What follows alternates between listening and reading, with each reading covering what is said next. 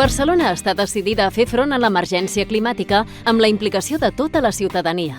Per això, engeguem un procés participatiu innovador, l'Assemblea Ciutadana pel Clima.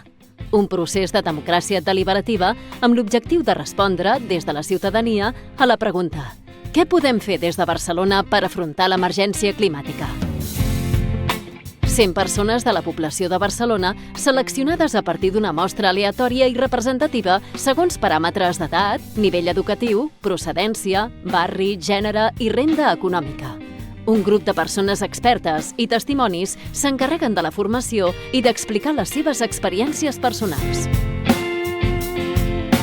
Al llarg d'11 sessions formatives i deliberatives, les persones participants aprofundeixen en els temes que elles mateixes han escollit, els debaten, n'extreuen conclusions i voten una sèrie de propostes i recomanacions que s'entreguen a l'alcaldessa i altres representants polítics. Una comissió de seguiment amb entitats, persones expertes i una representació política vetlla pel procés i per la incorporació de les recomanacions de l'Assemblea a les polítiques públiques per fer front a l'emergència climàtica.